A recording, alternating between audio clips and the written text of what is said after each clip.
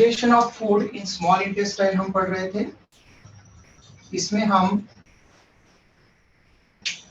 Pancreatic juice की action carbohydrate and fat पे देख लिए थे, पर देख लिया था, हमने पढ़ लिया था वहां पर डाइग्लिसराइड पर।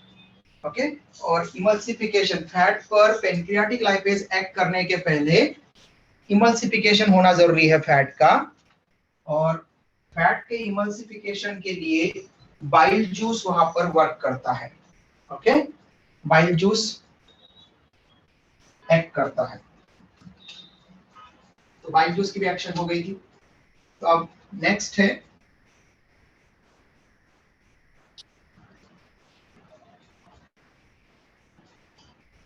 एक्शन ऑफ पेंक्रियाटिक जूस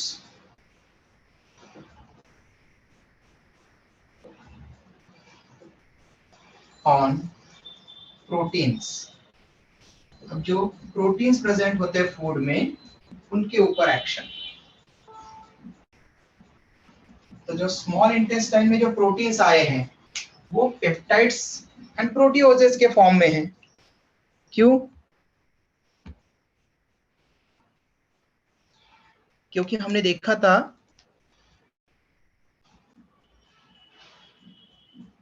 कि गैस्ट्रिक जूस के कारण, पेप्सिन एंजाइम के कारण प्रोटीन्स को प्रोटीओजेस एंड पेप्टॉन्स में डाइजेस्ट कर लिया गया था। ओके, जो प्रोटीन्स है प्रोटीओजेस डाइजेशन है क्या? किसी का माइक ऑन है बेटा? प्लीज माइक बंद कर लीजिए। या सर प्रोटीन डाइजेशन पढ़ रहे बेटा, मिथिल प्रोटीन डाइजेशन नहीं पढ़ रहे हम पढ़ रहे हैं पहले तो पेनक्रियाटिक जूस की एक्शन देख रहे हैं हम स्मॉल इंटेस्टाइन में फूड पर क्या क्या हो रही है। तो इससे पहले लेक्चर में हम कार्बोहाइड्रेट पर एक्शन पढ़ चुके थे और फैट पर एक्शन पढ़ चुके थे। ओके, क्लियर है?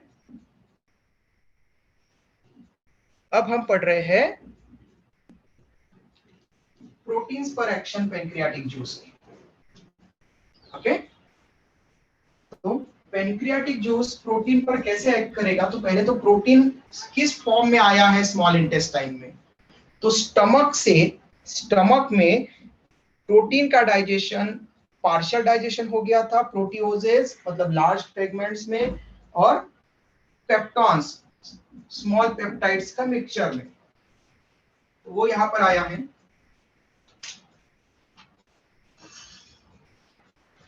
Proteoses and peptones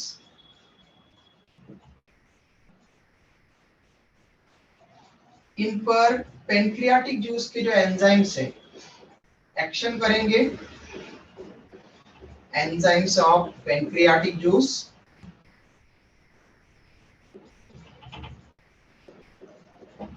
enzymes of pancreatic juice will act on proteoses and peptones.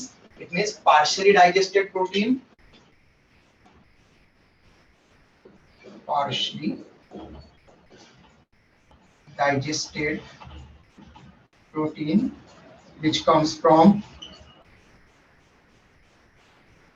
stomach into small intestine in the form of acidic chyme. तो पार्शियली डाइजेस्टेड प्रोटीन को अब ये जो एंजाइम से यहाँ के वो ब्रेक कर देंगे डाइपेप्टाइड्स में। डाइपेप्टाइड्स, अब डाइपेप्टाइड का मतलब क्या है? तो सबसे पहले डाई का मतलब आप लोगों को क्लियर है? डाई मतलब सिंगल, अरे डाई मतलब single, two, double, yes double, two, twice, two times, इसको बोलते हैं डाई। डाई, बाय और बिस, इनका मतलब होता है टू। मोनो या यूनि का मतलब होता है सिंगल। तो डाई मतलब टू है। पेप्टाइड, अब पेप्टाइड क्या है? तो पेप्टाइड एक बॉन्ड होता है CONH बॉन्ड जो अमीनो एसिड को लिंक करता है। एडजेसेंट अमीनो एसिड को, नेबरिंग अमीनो एसिड को लिंक करने वाला जो बॉन्ड होता है उसको हम बोलते हैं अमीनो, वहां पर पेप्टाइड बॉन्ड। तो chain of peptide bond amino दो अमीनो एसिड को लिंक करेगा, एक पेप्टाइड बॉन्ड दो अमीनो एसिड को लिंक करेगा, उसको हम बोलेंगे डाइपेप्टाइड वहां पर, उस पूरे कंपाउंड को। कोई क्वेश्चन पूछ रहा था कि बेटा? Sir chain of amino acid. नहीं, polypeptide it means chain of amino acids. Okay, जब यहाँ पर डाई की जगह पोली लगा देंगे ना, पोली इट मींस मेनी, तो polypeptides it means many amino acids present होंगे, तो चेन ऑफ अमीनो एसिड्स को हम बोलेंगे पॉलीपेप्टाइड। व्हाइल डाइपेप्टाइड मतलब वहां पर only to amino acids, compound containing two amino acid, उसको हम बोलते हैं डाइपेप्टाइड। तो देखो डाइपेप्टाइड कैसा रहेगा, तो फॉर एग्जांपल मैंने यहाँ पर एक अमीनो एसिड बनाया, अमीनो एसिड देखो ध्यान रखो, अमीनो एसिड का जनरल फॉर्मूला है सी, एक कार्बन रहेगा, ठीक है, सेंटर में, ओके, और उसके चारों तरफ अलग अलग कंपाउंड रहेंगे, तब सिमेट्रिकल कार्बन है, अलग अलग कंपाउंड रहेंगे, एक अमीनो ग्रुप रहेगा, एक COOH ग्रुप रहेगा, ओके, एक अल्काइल ग्रुप रहेगा और एक हाइड्रोजन रहेगा। ये जनरल अमीनो एसिड का फॉर्मूला हो गया, ओके, इससे आप सभी अमीनो एसिड बना सकते हैं। ओके, आगे जब हम बायोमॉलिक्यूल चैप्टर पढ़ेंगे तब हमको 20 टाइप के अमीनो एसिड्स के बारे में बात करेंगे, तो 20 टाइप के अमीनो एसिड कैसे बनते हैं वो भी हम वहां पर बात करेंगे, कि अगर हमने अल्काइल ग्रुप की जगह H रख दिया, ओनली हाइड्रोजन रख दिया सिंगल, तो यहाँ पर अगर H हुआ R की जगह पर, तो ये हो जाएगा सबसे simplest amino acid glycine.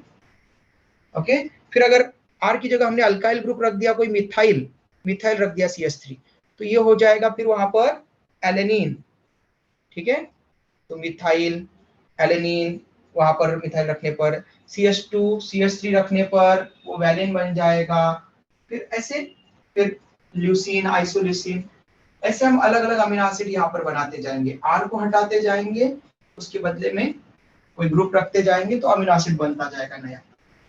Okay, तो ये अमीनो एसिड 1,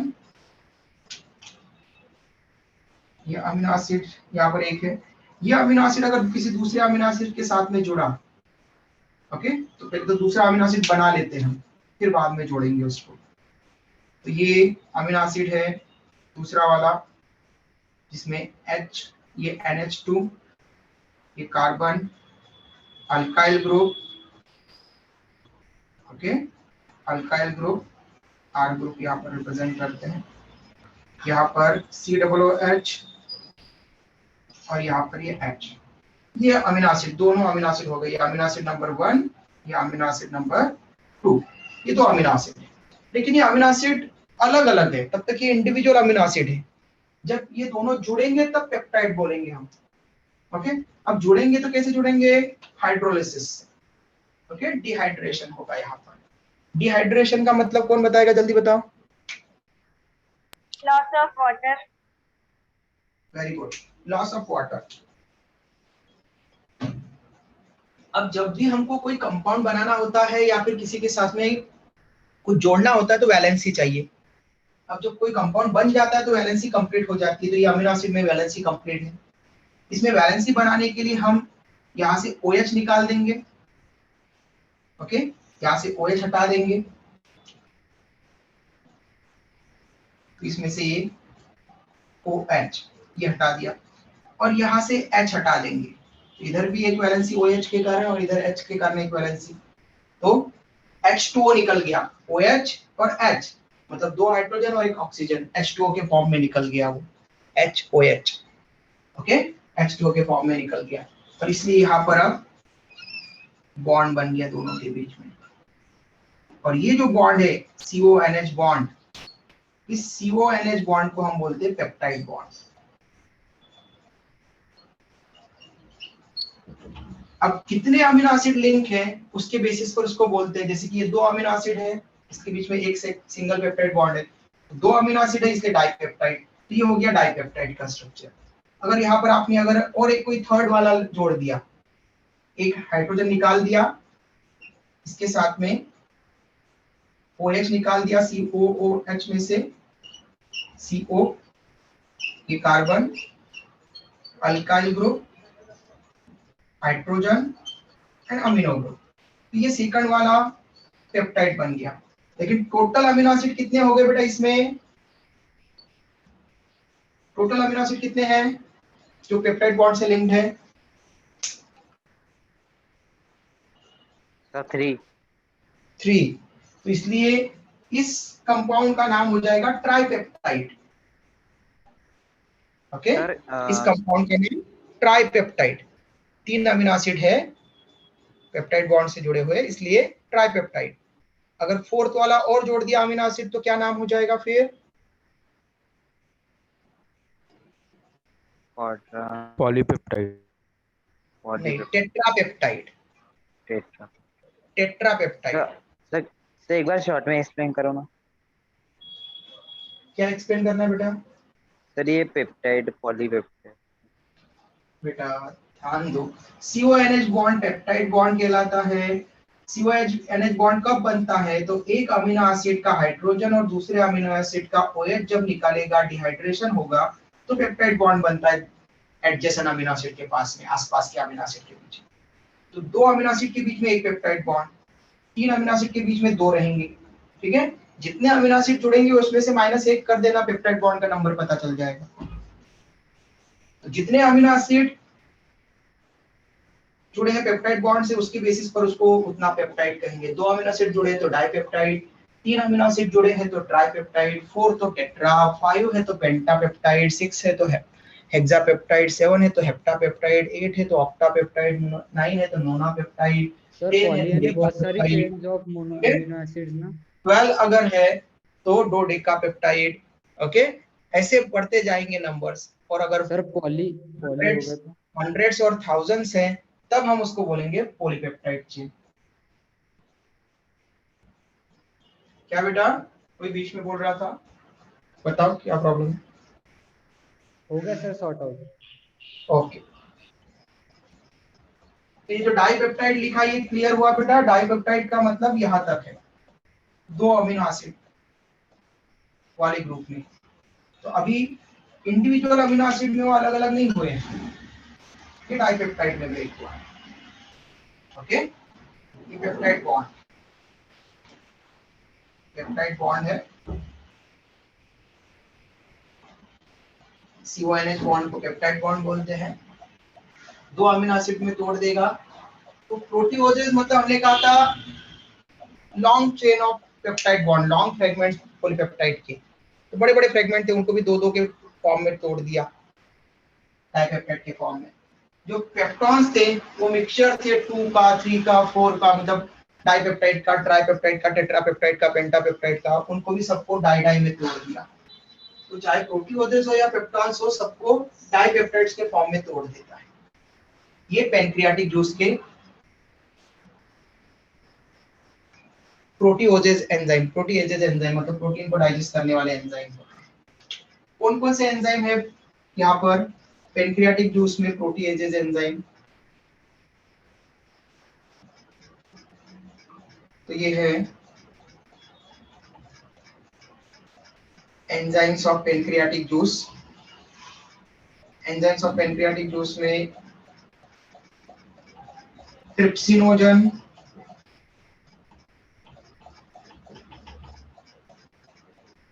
काइमोट्रिप्सिनोजन,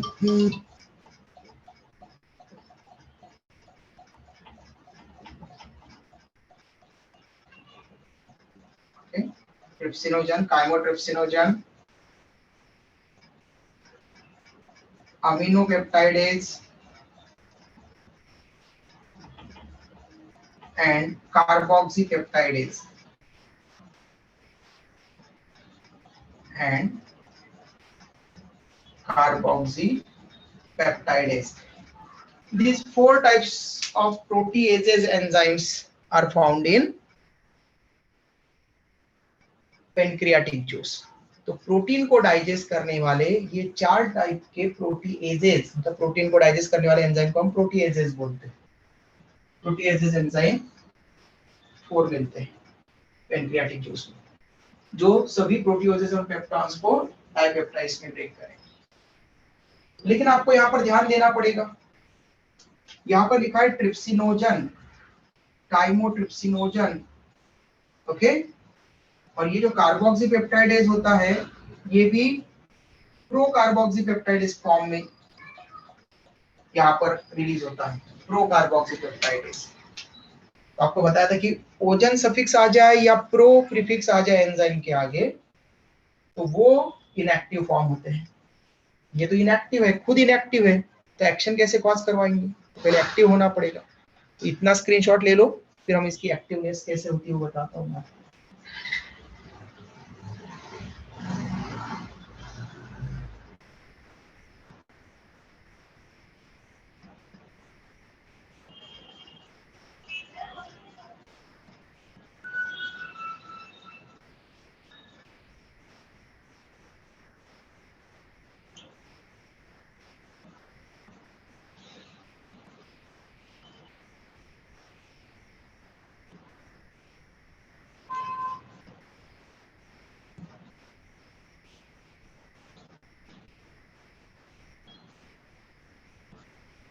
स्क्रीनशॉट हो गया बेटा?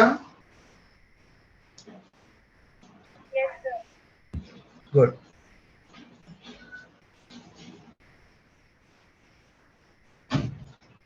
तो अगर इस तरह से डाइपेप्टाइड्स ये एंजाइम बनाते हैं तो इन एंजाइम को पहले एक्टिव होना पड़ेगा। ट्रिप्सिनोजन को ट्रिप्सिन में, काइमोट्रिप्सिनोजन को काइमोट्रिप्सिन में, प्रो कार्बोक्सीपेप्टाइडेज को कार्बोक्सीपेप्टाइडेज में। तो ये एंजाइम एक्टिव कैसे होंगे? जैसे हमने पढ़ा था पेप्सिनोजन को एक्टिव कर रहा था एचसीएल, पेप्सिन। तो सबसे पहले ट्रिप्सिनोजन का एक मॉलिक्यूल एक्टिवेट होता है, एक मॉलिक्यूल केवल एक। फॉर एग्जांपल अगर हमने जो प्रोटीन खाया है, स्मॉल इंटेस्टाइन में जो प्रोटियोजेस एंड पेप्टॉन्स गए हैं, उसके लिए अगर 100 पेप्स वहां पर ट्रिप्सिनोजन लग रहे हैं, समझ लो 100, ओके। तो 100 ट्रिप्सिनोजन में से सब एक पहला फर्स्ट वाला trypsinogen, first molecule of trypsinogen वो एक्टिव होगा, ओके। तो फर्स्ट ट्रिप्सिनोजन,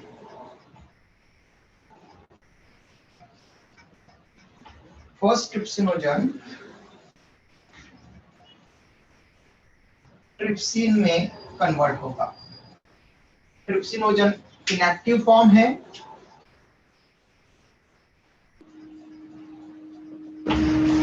और ट्रिप्सिन एक्टिव फॉर्म है एंजाइम का। तो अब ट्रिप्सिनोजन को ट्रिप्सिन में कन्वर्ट करने के लिए क्या लगता है? तो इसको सबसे पहले तो अल्कलाइन इन्वायरमेंट लगता है, pH about 7.2 to 7.6, okay. Slightly alkaline environment लगता है इसको एक्टिवेट होने के लिए। और दूसरा मेजर है enterokinase,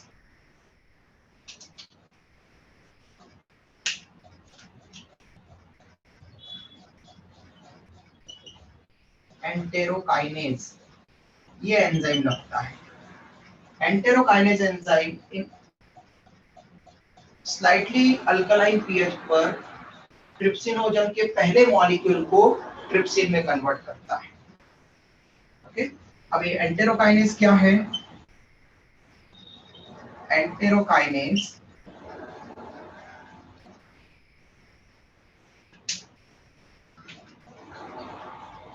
secretes from, secreted by, कौन secrete करता है इसको? secreted by intestinal epithelium,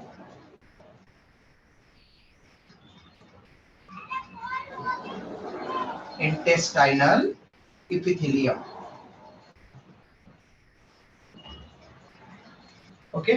तो इंटेस्टाइन की इपिथेलियम, इपिथेलियल सेल से, इपिथेलियल लाइनिंग से ये रिलीज होता है एंटेरोकाइनेज, और एंटेरोकाइनेज पहले मॉलिक्यूल को बस ट्रिप्सिनोजन को ट्रिप्सिन में कन्वर्ट करता है। अब हमने कंसीडर किया था केवल सोचा है हमने कंसिडर किया था कि 100 मॉलिक्यूल लगने वाले हैं, समझ लो, जो आपने प्रोटीन खाया आज, उसको जब वो स्मॉल इंटेस्टाइन में आएगा पार्शियली डाइजेस्ट होकर के प्रोटियोजेन पेप्टोन के फॉर्म में, तब उनके लिए कितने ट्रिप्सिनोजन चाहिए? तो हमने कंसीडर किया था कि 100 है, समझ लो आज जो आपने खाना खाया उसके, तो 100 में से पहला केवल इस तरह से एक्टिव होगा, लेकिन बाकी के जो 99 बच्चे हैं, मतलब अदर बच्चे हैं, तो अदर रिमेनिंग ट्रिप्सिनोजन मॉलिक्यूल्स, इनको ट्रिप्सिन में कौन कन्वर्ट करेगा? तो it's self active trypsin. Okay, यहां पर जो एक्टिव ट्रिप्सिन है,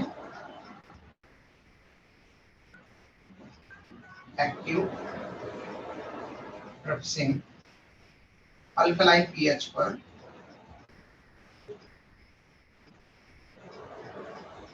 ट्रिप्सिनोजन से ट्रिप्सिन में कन्वर्ट कर देता है। ओके, तो इसका मतलब यह हुआ कि पहला, जैसे फॉर एग्जांपल ये 3 ट्रिप्सिनोजन मॉलिक्यूल है, समझ लो 3 मार्कर। ओके, ये जो 3 मार्कर्स है मेरे पास में, ये 3 ट्रिप्सिनोजन मॉलिक्यूल्स है। ओके, अब पहला ट्रिप्सिनोजन मॉलिक्यूल, ओके, ये तीनों में से एक, तो एक ट्रिप्सिनोजन, अब जिनके पास में कैप है मतलब समझ लो कि वो इनएक्टिव है, तो अब ये तीनों ट्रिप्सिनोजन के फॉर्म में है, इनएक्टिव है। अब जैसे ही एंटेरोकाइनेज रिलीज होगा तो बस वो एक ट्रिप्सिनोजन को एक्टिव कर देगा। अब ये एक्टिव हो गया। अब ये एक्टिव, कोई भी, क्या बेटा? सर ये एक्टिव किसको करेगा? क्या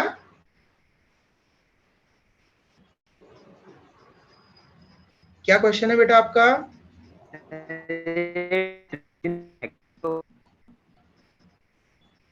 बेटा शायद आपके नेटवर्क में प्रॉब्लम है, आवाज नहीं आ रही आपकी क्लियर। किसी को सुनाई दिया क्या, क्या बोलना चाह रहे हैं स्टूडेंट? तो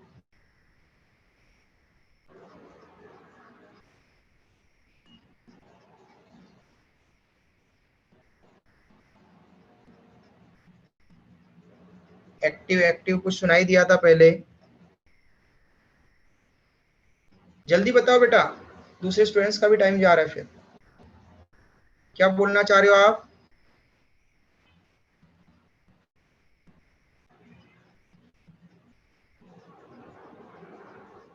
चलो, तो ये 3 ट्रिप्सिनोजन है, मतलब इनएक्टिव ट्रिप्सिन है। ओके, इनएक्टिव है मतलब एक्शन नहीं कर सकते। तो एंटेरोकाइनेज एंजाइम आकर के एक ट्रिप्सिनोजन को एक्टिव बना देगा। ओके, तो ये जो एक ट्रिप्सिन एक्टिव बना, ठीक है, मतलब ये एक्शन कर सकता है। एक्टिव का मतलब एक्शन कर सकता है। ओके, प्रोटियोजेज को, पेप्टॉन्स को डाइपेप्टाइड्स में कन्वर्ट करवा सकता है। तो ये एक्टिव हो गया पहला ट्रिप्सिन मॉलिक्यूल। अब ये एक्टिव मॉलिक्यूल ही अब जो बाकी बचे उनको एक एक करके उनको एक्टिव करता जाएगा। जैसे इस रेड वाले ने ही, एक्टिव ट्रिप्सिन ने ही दूसरे इनएक्टिव ट्रिप्सिनोजन को एक्टिव कर दिया। अब ये दोनों एक्टिव हो गए, तो जो बाकी बचे इनएक्टिव है उनके दो दो मॉलिक्यूल को एक्टिव करते जाएंगे जितने बचे उनमें से। तो इस तरह से सभी molecule one by one itself, protein जो एक्टिव ट्रिप्सिन है उसी के कारण एक्टिव होते जाएंगे। ओके, बस पहला मॉलिक्यूल एंटेरोकाइनेज ने एक्टिव किया है, बाकी अदर मॉलिक्यूल खुद वो अपने आप ही एक्टिव करते जा रहे हैं। एक ट्रिप्सिन दूसरे ट्रिप्सिनोजन को ट्रिप्सिन में कन्वर्ट करते जा रहा है। इस प्रोसेस को, जिसमें खुद एक एंजाइम अपने इनएक्टिव फॉर्म को एक्टिव करता है, एक एक्टिव एंजाइम अपने दूसरे इनएक्टिव फॉर्म को एक्टिव करता जाता है, इस प्रोसेस को बोलते हैं ऑटोकैटालिसिस। ओके, तो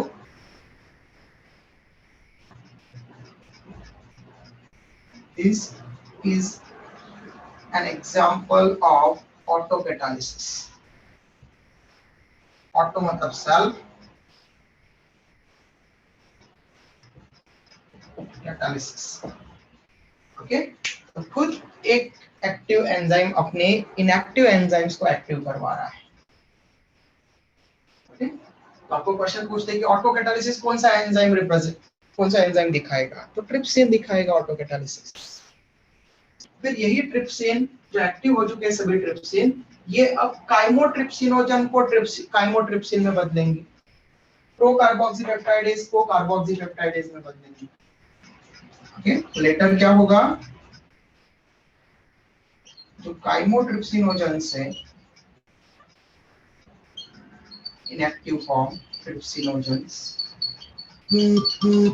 इनको एक्टिव फॉर्म काइमोट्रिप्सिन में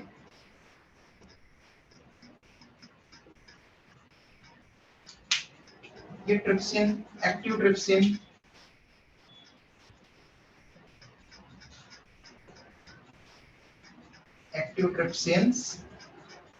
slightly alkaline form, alkaline pH पर एक्टिव करेंगे, इनएक्टिव फॉर्म से एक्टिव फॉर्म में बदलेगा। ऐसा ही जो प्रो कार्बोक्सीपेप्टाइडेज है,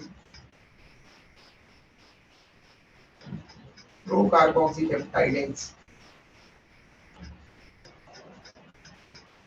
इनको भी कार्बोक्सीपेप्टाइडेज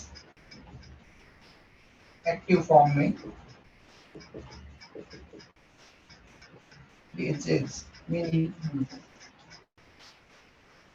जो एक्टिव ट्रिप्सिन है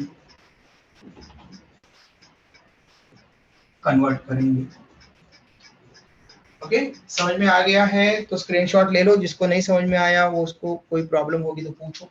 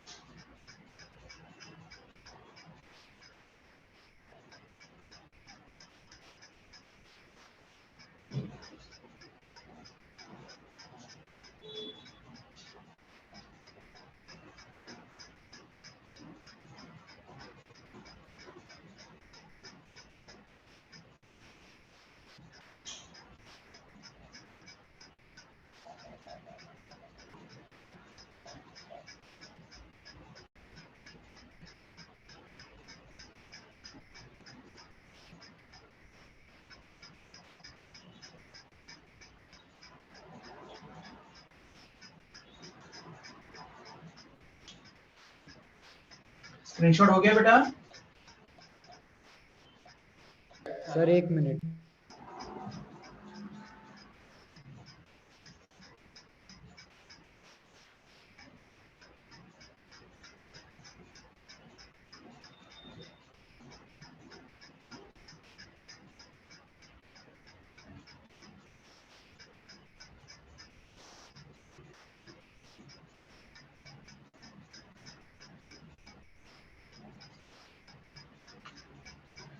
डन?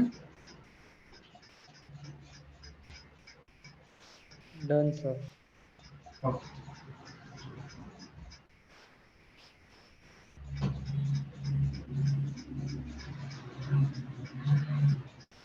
ये तो हो गया प्रोटीन, जो कि प्रोटियोजेज और पेप्टॉन्स थे। ये एंजाइम एक्टिव होने पर ही ट्रिप्सिन, काइमोट्रिप्सिन, कार्बोक्सीपेप्टाइडेज एंड अमीनोपेप्टाइडेज, ये एंजाइम डाइपेप्टाइड्स में ब्रेक कर देते हैं।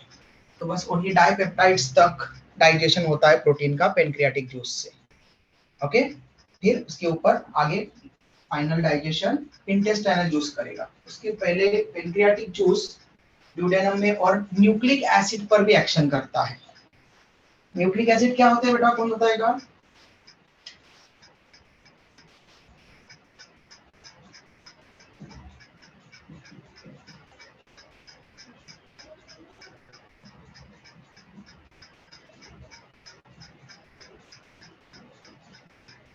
अरे किसी को भी नहीं पता न्यूक्लिक एसिड क्या होते हैं? Sir DNA and RNA.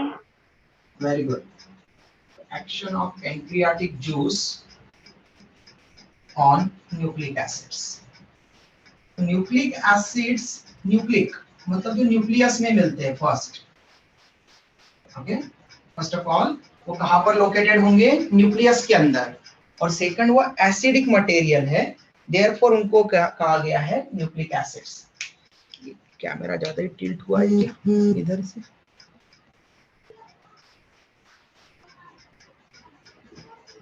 Camera ज्यादा ही टिल्टेड था ना।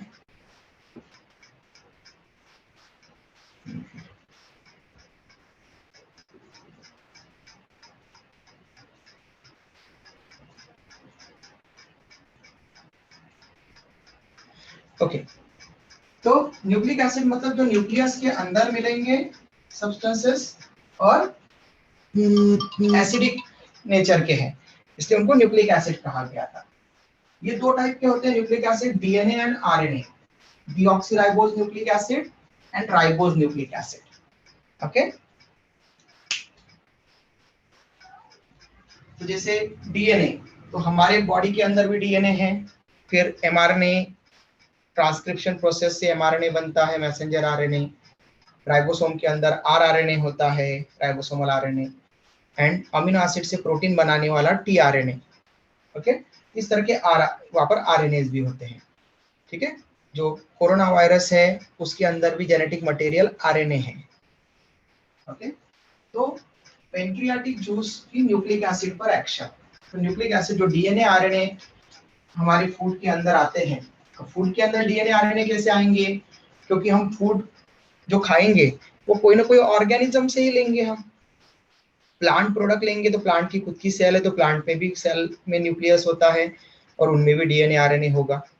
ठीक है, कोई अगर नॉन वेजिटेरियन चीज खाता है तो नॉन वेजिटेरियन है तो किसी एनिमल में भी सेल होगी और उसमें भी वहां पर न्यूक्लियस आएगा। ओके, तो जनरली जो हम फूड खाते हैं, अगर हम रोटी भी खा रहे हैं तो उसमें सीड, और सीड एक ऑर्गन है। ठीक है, सीड मेनी सेल से बना होता है, उसमें एम्ब्रियो रहता है, सेल मेनी सेल से बना हुआ रहता है, तो सेल में न्यूक्लिक एसिड रहेगा ही रहेगा। तो डीएनए आरएनए तो हमारे फूड में भी आ रहे हैं। तो पेनक्रियाटिक जूस उसके ऊपर कैसे एक्शन करेगा? तो न्यूक्लिक एसिड्स, डीएनए या आरएनए, ये पॉलीन्यूक्लियोटाइड चेन होती है, मतलब मेनी न्यूक्लियोटाइड्स की चेन होती है। एडेनिन, ग्वानिन, थाइमिन, साइटोसिन, ये 4 न्यूक्लियोटाइड्स से बार बार रिपीटेशन से बड़ी लंबी चेन बनती है ना। आपने डीएनए बनाया ही होगा 9th 10th में इस तरह से, और उसमें वहां पर आपने इस तरह से वहां पर बेसेस बनाई होगी, बेस पेयर बनाई होगी। एडेनिन इधर, एडेनिन के साथ थाइमिन, ग्वानिन तो साइटोसिन, साइटोसिन तो ग्वानिन, थाइमिन तो एडेनिन। ठीक है, तो ये इनकी ही आपने बहुत सारी यहाँ पर बेसेस बनाई हो।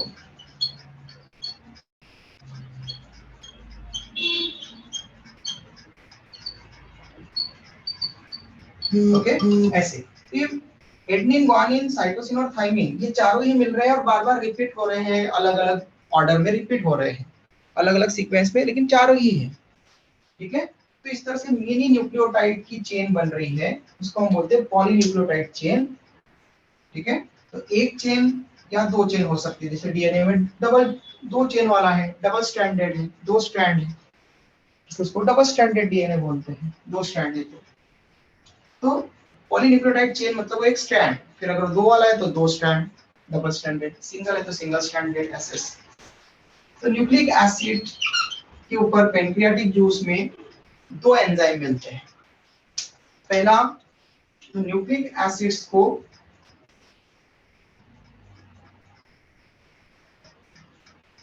न्यूक्लियोटाइड में ब्रेक करने वाला एंजाइम, मतलब पॉलीन्यूक्लियोटाइड चेन होती है उसको न्यूक्लियोटाइड्स में तोड़ने वाला,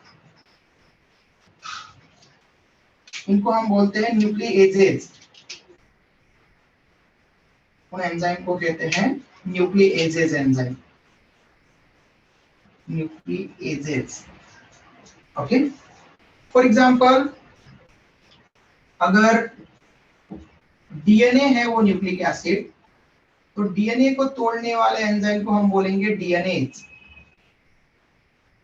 ओके, न्यूक्लिएज मतलब डीऑक्सीराइबोन्यूक्लिएज, डीएनएज, डीऑक्सीराइबोज न्यूक्लिक एसिड को ब्रेक करने वाला डीऑक्सीराइबोज न्यूक्लिएज, ASE मतलब एंजाइम को रिप्रेजेंट करेगा, ये ध्यान रखना। और ये ए लिखा है मतलब ये डीऑक्सीराइबोज न्यूक्लिक एसिड, ये है डीएनए मतलब डीऑक्सीराइबोज न्यूक्लिक एसिड, ये a type of nucleic acid है। लेकिन डीएनएज क्या है? एंजाइम, और ऑलमोस्ट ऑल एंजाइम प्रोटीन होते हैं, मतलब ये प्रोटीन है और ये न्यूक्लिक एसिड। तो डीएनएज का फुल फॉर्म है, डीएनएज का फुल फॉर्म है डीऑक्सीराइबोज न्यूक्लिएज। ये न्यूक्लिएज कैटेगरी का आ गया ना। न्यूक्लिएजेस मतलब दो तरह के हो सकते हैं, डीएनएज और आरएनएज। डीएनए को तोड़ने वाला डीएनएज, डीएनए को डाइजेस्ट करने वाला डीएनएज, या उसको डीऑक्सी न्यूक्लियोटाइड्स में ब्रेक करेगा। तो डीएनए के जो न्यूक्लियोटाइड्स होते हैं उनको हम बोलते हैं डीऑक्सी न्यूक्लियोटाइड्स। लेकिन अगर आरएनए होता, आरएनए, आरएनए मतलब राइबोज न्यूक्लिक एसिड, तो आरएनए को ब्रेक करने वाले एंजाइम को हम कहते हैं आरएनएज, राइबोज न्यूक्लिएज, और ये राइबो न्यूक्लियोटाइड्स में ब्रेक करता। ओके, तो आरएनए के न्यूक्लियोटाइड्स को राइबो न्यूक्लियोटाइड्स कहते हैं और डीएनए के न्यूक्लियोटाइड को डीऑक्सी न्यूक्लियोटाइड कहते हैं। तो पहले तो न्यूक्लिएजेस एंजाइम,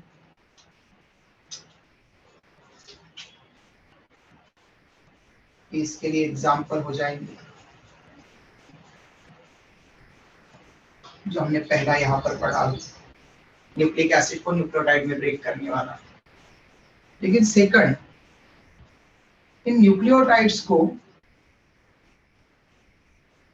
और फर्दर ब्रेक करने वाले एंजाइम भी पैनक्रियाटिक जूस में ही मिलते हैं। तो न्यूक्लियोटाइड को ब्रेक करने वाला न्यूक्लियोटाइडेजेस, एंजाइम का नाम है न्यूक्लियोटाइडेज। अब मेनी न्यूक्लियोटाइड्स को ब्रेक कर रहा है इसलिए मेनी एंजाइम लगेंगे, इसलिए एस लगा देंगे हम इसके आगे।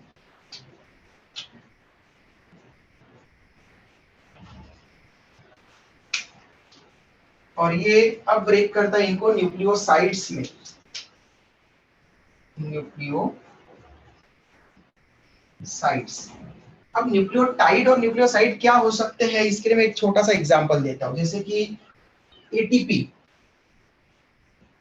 एटीपी और राइबो न्यूक्लियोटाइड है। ATP is a type of ribo nucleotide.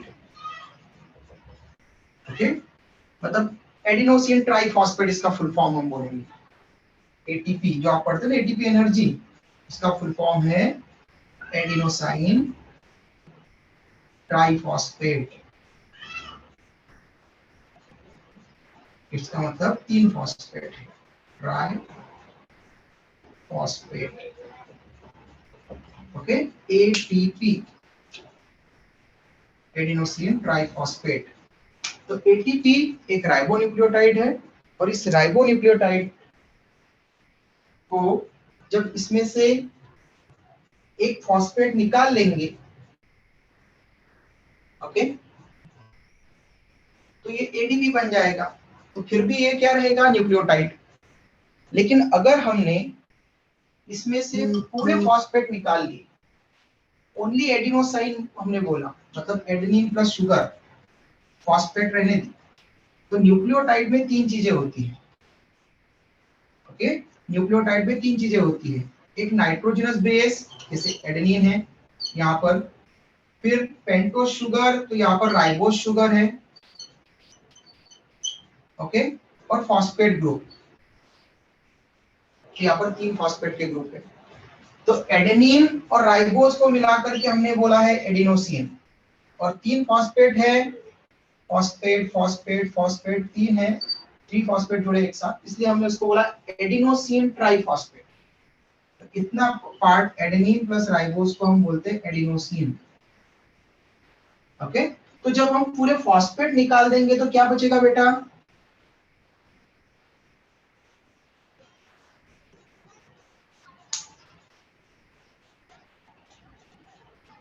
अरे भाई बोलो, क्या बचेगा? तीनों फॉस्फेट निकाल देंगे तो क्या बचेगा?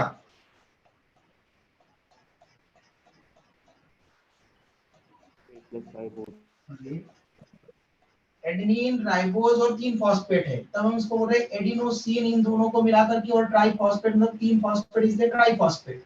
तो एडिनोसिन ट्राइफॉस्फेट, तो ट्राइफॉस्फेट निकाल दिया तीनों फॉस्फेट, तो बचा क्या? Adenosine Adenorybase. Adenosine adenine plus ribose, और एडेनिन एडेनिन प्लस राइबोज को हम क्या बोल रहे हैं? Adenosine okay, adenosine. तो ये बचा एडिनोसिन। ओके, तो ये जो एडिनोसिन बचा, मतलब एडेनिन प्लस राइबोज, मतलब न्यूक्लिक एसिड में नाइट्रोजनस बेस प्लस शुगर, इनको हम बोलते हैं न्यूक्लियोसाइड। तो ये न्यूक्लियोटाइड था, और अगर ये फॉस्फेट निकाल दिए हमने यहाँ से, तीनों फॉस्फेट निकाल दिए, अब बचेगा बस ओनली एडेनिन प्लस राइबोज, मतलब ये एडिनोसिन। तो ये है न्यूक्लियोसाइड। तो न्यूक्लियोटाइड में से फॉस्फेट रिमूव कर देते हैं, जितने भी उसके पास में फॉस्फेट है वो अगर निकाल दिए तो न्यूक्लियोसाइड बन जाता है। और ये कौन करता है? Nucleotidase enzyme. तो डीएनए से निकालना है तो डीऑक्सी न्यूक्लियोटाइडेज एंजाइम, आरएनए से निकालना है तो राइबोन्यूक्लियोटाइडेज एंजाइम। ये पेनक्रियाज में, पेनक्रियाटिक जूस में होते हैं। इसलिए वो जो न्यूक्लिक एसिड होगा उसको न्यूक्लियोटाइड में न्यूक्लियेजेज एंजाइम कन्वर्ट करेंगे, और न्यूक्लियोटाइड्स को न्यूक्लियोसाइड में न्यूक्लियोटाइडेज एंजाइम कन्वर्ट करेंगे। ये दोनों एंजाइम कहाँ मिल रहे हैं? पेनक्रियाटिक जूस में। स्क्रीनशॉट ले लो बेटा। ये न्यूक्लिक एसिड का भी डाइजेशन कंप्लीट हो गया। कल हम लास्ट में यहाँ पर पढ़ेंगे इंटेस्टाइनल जूस की एक्शन। अब जो डाइजेस्ट हो चुका है ड्यूडेनम में, ये अभी आगे जेजुनम तक जाएगा, और जेजुनम में इंटेस्टाइनल जूस रिलीज होगा। तो जो हमने कार्बोहाइड्रेट को डाइसेक्राइड माल्टोज वगैरह में तोड़ करके रखा है, फैट को डाइग्लिसराइड में ब्रेक करके रखा था, आज हमने देखा प्रोटीन को डाइपेप्टाइड्स में ब्रेक किया है, और न्यूक्लिक एसिड को न्यूक्लियोसाइड्स में ब्रेक किया है। अब ये मॉलिक्यूल आगे जाएंगे स्मॉल इंटेस्टाइन के ड्यूडेनम से, अब कहां पर जाएंगे? जेजुनम के पास, और जेजुनम में अब वहां पर इंटेस्टाइनल जूस सक्कस इंटेरिकस रिलीज होगा, और वो अब फाइनल डाइजेशन करेगा। तो कल हम फाइनल डाइजेशन की बात करेंगे और अब्जॉर्प्शन भी पढ़ेंगे साथ में। क्लियर है बेटा? किसी को कोई डाउट? स्क्रीनशॉट हो गया होगा? Any doubt? किसी को भी कोई डाउट है बेटा? सर आपने पी का लिखा है न्यूक्लियोटाइड। क्या बेटा? सर वो पी क्या लिखे आपने एरो करके? पी मतलब न्यूक्लियोटाइड से ये एंजाइम फॉस्फेट को रिमूव करवा देते हैं और न्यूक्लियोसाइड बच जाता है। फिर तो इसमें से वो क्या कर देते हैं? फॉस्फेट निकाल देते हैं और ये बन जाता है। Yes sir. Clear? Yes sir. हाँ, चलो बेटा, बाय, टेक केयर, कल मिलते हैं। कल 4 बजे रहेगी क्लास, 4 o'clock को।